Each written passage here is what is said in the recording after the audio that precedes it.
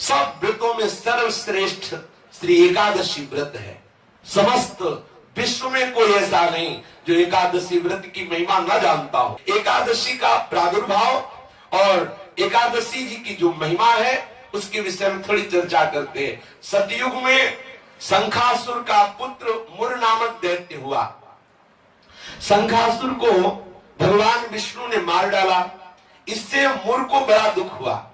इसका बदला लेने के लिए वो वन में जाकर मुर दैत्य घोर तपस्या करने लगा।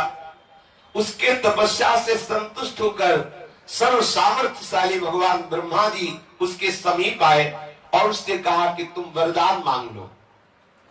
ये सुनकर मुर दैत्य बोला कि हे वरदाता नाथ, देवता, दैत्य, मुनि, मनुष्य, शिव, विष्णु और बड़े बड़े लोकपाल, दिक्पाल, जहां तक आपकी सृष्टि है, मुझे कोई समर में ना जीत सके ना कोई मार सके, ऐसा वरदान दीजिए।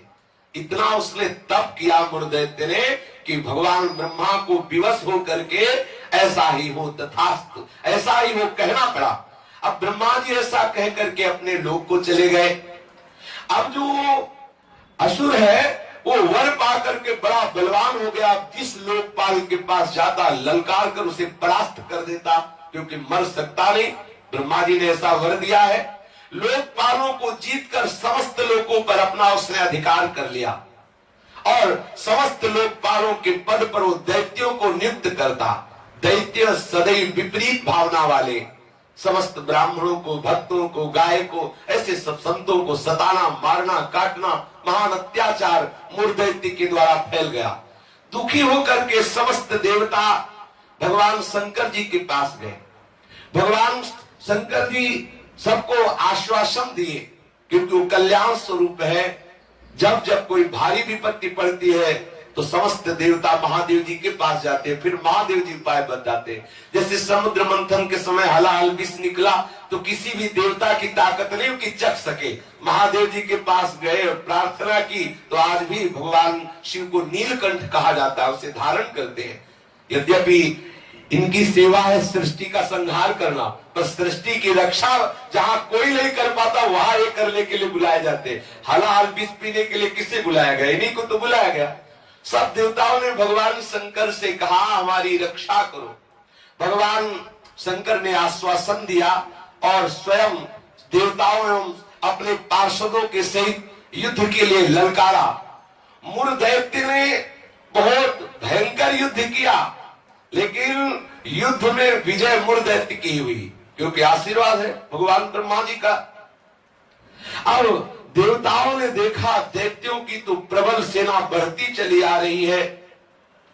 अब भगवान श्री हरि का स्मरण किया, भगवान विष्णु का कि हे नाथ आप ही अब रक्षा कर सकते हो। भगवान श्री विष्णु जी ने सुदर्शन चक्र का स्मरण किया और मुर दैत्य पर प्रहार किया, पर ब्रह्मा जी के वरदान प्राप्त होने के कारण भगवान के प्रिय पार्षद सुदर्शन ने उसको ऐसे घूमकर परिक्रमा करते हुए आकर भगवान के हाथ पर विराजमान हो गए, क्योंकि ब्रह्मा जी भगवान श्री हरि के ही अंश से प्रकट हुए। वरदान की मर्यादा रखने के लिए सुदर्शन चक्र जी समीप से जाकर वापस आ गए, लेकिन मुर दैत्य को मारा नहीं। अब तो हाहाकार मच गया कि अब ये प्रलयंकारी दैत्य जब भगवान शिव के वश में नहीं हुआ, बड़े बड़े लोकपालों को अपने अधीन कर लिया और भगवान विष्णु का सुदर्शन चक्र भी वापस हो गया, अब क्या होगा? सब देवता भगवान विष्णु से प्रार्थना करने लगे। भगवान श्री हरि अद्भुत लीला विहारी है। भगवान विष्णु युद्ध छोड़कर भाग चले। मुर दैत्य ने देखा कि सबका मुखिया तो भाग पड़ा, इसको हम जिंदा छोड़ेंगे नहीं। वो गदा लेकर भगवान का पीछा किया। मुर दैत्य ने भगवान भागकर बद्रिका आश्रम में गए और एक बड़ी ही गहरी एकांतिक गुफा में जा छिपे और अत्यंत श्रमित हुए निद्रावश से प्रतीत होने लगे। मुर ने गुहा में प्रवेश करके दहाड़ लगाई, कहाँ है? भगवान विष्णु को संबोधन किया, कहाँ है तू? उसी समय भगवान के हृदय से एक दिव्य शक्ति प्रकट हुई और वो शक्ति कन्या के रूप में प्रकट होकर अपने परम तेज एवं दिव्य आयुधों से एक क्षण में मुर दैत्य को मार गिराया। क्षण में दैत्य को मार गिराया। भगवान विष्णु के हृदय से एक दिव्य शक्ति प्रकट हुई, जिसने कन्या रूप धारण किया और अपने दिव्य शक्ति से उस मूर दैत्य को क्षण मात्र में सेना सहित नाश कर दिया। उसी समय देवताओं ने पुष्पों की वर्षा की और उस देवी की स्तुति की। स्तुति सुनकर श्री भगवान जग गए। भगवान विष्णु ने देवताओं से कहा, तुम किसकी स्तुति कर रहे हो, क्या हुआ? बोले, प्रभु आपके हृदय से ये कन्या प्रकट हुई और इसने सब दैत्यों का नाश कर दिया और मूर दैत्य को भी मार दिया। भगवान ने कहा कि ये कन्या जो हमारे हृदय से प्रकट हुई, ये एकादश तिथि को प्रकट हुई, 11 को, इसीलिए इस कन्या का नाम होगा एकादशी। और हे एकादशी, तुम अष्ट सिद्धियों और 9 निधियों की स्वामिनी होगी। तुम में इतनी सामर्थ्य होगी कि जो तुम्हारा व्रत रखेंगे उनके चरणों में मोक्ष लुटेगा। एकादशी का महत्व है उसके चरणों में सर्वपाप प्रशमनम पुण्यमात्यंतिकम तथा गोविंद स्मारणम मेकादस्यामुपोषणम।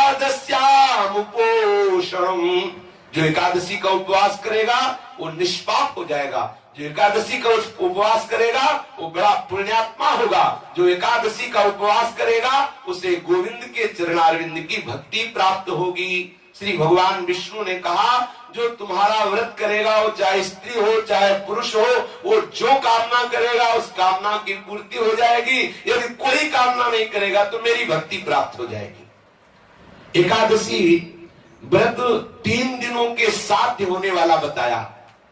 10वीं से व्रत का उपक्रम शुरू होता है और द्वादशी को उस व्रत का उपक्रम पूर्ण होता है।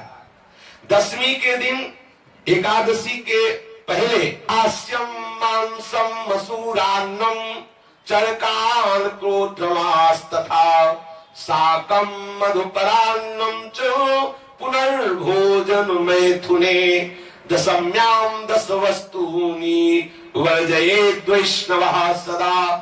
जो एकादशी व्रत रहे उनको चाहिए कि 10वीं की तिथि में वो कांसे के पात्र में कुछ पावे ना, मसूर की दाल न पावे, कभी मांस का स्पर्श भी न करे, पाने की तो बात जाने दो, चना न पावे, कोदो न पावे, कोई साग न पावे और शहद न पावे और किसी दूसरे के द्वारा दिया हुआ भोजन न पावे और 2 बार भोजन न पावे और मैथुन न करे। ये 10वीं की तिथि में ऐसा नियम धारण करें।